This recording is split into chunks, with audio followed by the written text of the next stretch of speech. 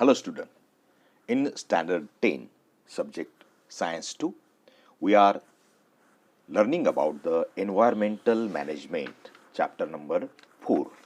In this chapter we are in this segment learning about the relationship between the environment and ecosystem and environmental conservation.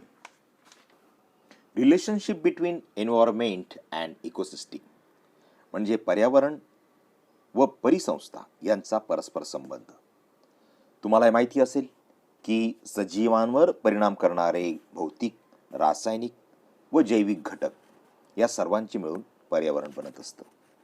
आणि पर्यावरण म्हणजे सभोवतालची परिस्थिती असते ज्यामध्ये अनेक सजीव, निर्जीव आणि नैसर्गिक मानवनिर्मित घटक असतात.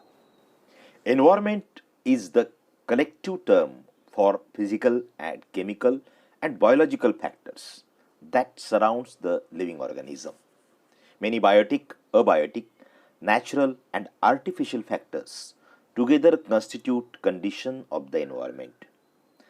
There are the main types of the environment: natural environment and anthropogenic, means man-made, or the artificial environment. In the natural environment, air, atmosphere, water, land, living organism, etc. are included. Continuous interactions occurs between biotic and abiotic factor. Their interactions are very important. Artificial environment is also affecting the natural environment directly or indirectly. बघा, पर्यावरणाचे दोन प्रकार पडतात. एक ज्याला आपण नैसर्गिक किंवा प्राकृतिक पर्यावरण असं म्हणतो. यामध्ये हवा, वातावरण, जल, भूमी, सजीव हे सगळे घटक येतात. आणि दुसरं म्हणजे मानवनिर्मित, म्हणजे आर्टिफिशियल त्याला म्हणतो आपण, आर्टिफिशियल पर्यावरण. आता पर्यावरणाचे जे दोन प्रमुख घटक आहेत त्यामध्ये एक जैविक घटक आणि दुसरा अजैविक घटक. जैविक आणि अजैविक घटकात सतत महत्त्वपूर्ण आंतरक्रिया घडत असतात. मानवनिर्मित पर्यावरणाचा देखील नैसर्गिक पर्यावरणावर प्रत्यक्ष किंवा अप्रत्यक्ष प्रभाव पडतच असतो.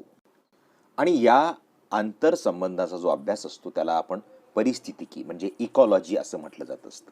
इकॉलॉजीची इथे डेफिनेशन दिलेली आहे: the science that deals with the study of interactions between the biotic and abiotic factors of the environment is called as a ecology.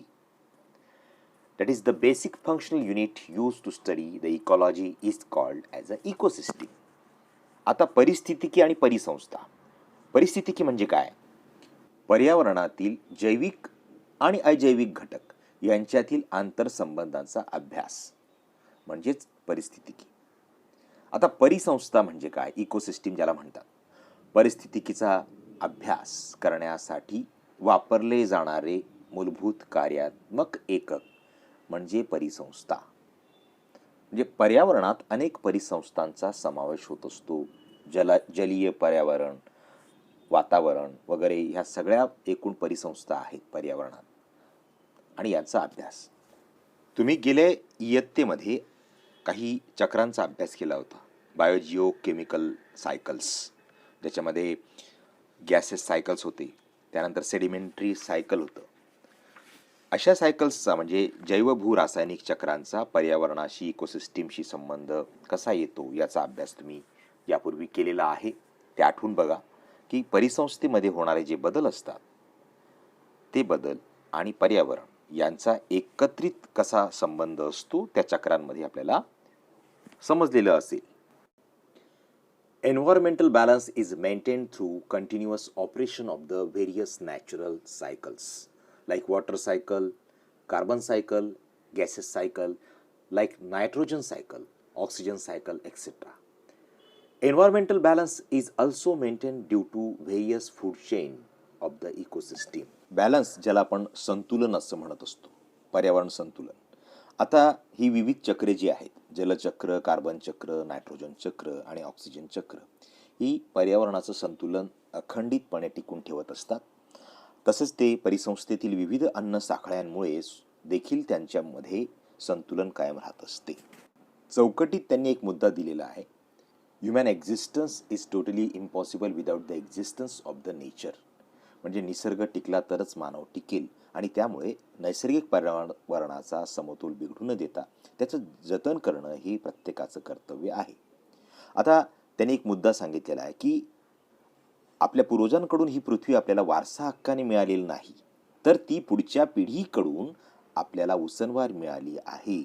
म्हणूनच आपल्यासाठी आणि पुढच्या पिढीसाठी पृथ्वी सांभाळून ठेवली पाहिजे, असा त्याचा अर्थ.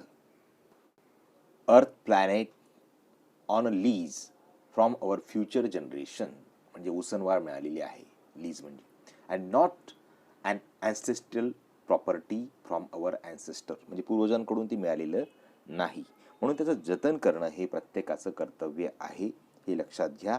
इथे हा जो संबंध आहे पर्यावरणाचा आणि इकोसिस्टीमचा तो आपल्याला समजून येतो. नाव एन्व्हायरमेंटल कॉन्झर्वेशन म्हणजे पर्यावरणीय संवर्धन. When some natural factors of environment and some artificial polluted factors harm the environment, it creates imbalance between various factors of the environment and ultimately affect the existence of the biotic factor. Among the natural factors, the sudden changes in the weather, the different type of the natural disasters affect the normal environment. Due to such changes, there are the problem in the interrelationship that exists between the food chain and the food web. Due to the various man-made causes, there are the extreme destruction of the environment, industrialization, the pollution due to such industries, urbanization, hunting and the poaching of the wild animals, construction of the dams, road, bridges, etc. are the all man-made changes that causes a lot of damage of environment. अचानक होणारे हवामानातील बदल आणि नैसर्गिक आपत्ती अशांनी पर्यावरणावर विपरीत परिणाम होत असतात. काही जैविक आणि अजैविक घटकांवर सुद्धा परिणाम होऊन अन्न साखळी आणि अन्न जाळी यांच्या आंतरक्रियांमध्ये बाधा येत असते. आता औद्योगिकीकरण आणि त्यामुळे होणारं प्रदूषण, नागरिकरण, वन्य प्राण्यांच्या शिकारी, धरणे बांधणे, रस्ते बांधणे, पूल बांधणे अशासारख्या ज्या मानवी हस्तक्षेपांमुळे पर्यावरणाची कधीही भरून न निघणारी हानी होत असते. महात्मा गांधींचं एक वाक्य त्यांनी पुरावा म्हणून दिलेलं आहे. The earth is sufficient to satisfy everyone's need but not the greed. म्हणजे हा जो लोभ आहे तो लोभपेक्षा पृथ्वी जी आहे ती प्रत्येकाचं जी गरजा असतील त्या पूर्ण करण्यासाठी आहे, याची जाणीव प्रत्येकाने ठेवली पाहिजे. Some natural and man-made factors create the imbalance in the environment which in turns affect the existence of the biota. Earth is suffering from many environmental problems caused due to the effect of various natural and artificial factors. Environmental pollutions bring about the environmental degradation. It is largely due to the natural and or the man-made causes. नैसर्गिक आणि मानवनिर्मित दूषित घटक हे पर्यावरणास हानी पोचवत असतात आणि त्याच्याने असमतोल निर्माण होत असतो. अनेक नैसर्गिक आणि मानवनिर्मित घटकांचा परिणामामुळेच पर्यावरणीय समस्या निर्माण होत असतात. त्यालाच आपण पर्यावरणीय प्रदूषण असं म्हणतो, environmental pollution. Reasons for pollution: population explosion, fast industrialisation and the indiscriminate use of the natural resources, deforestation and unplanned urbanization are the factors that pollutes the environment.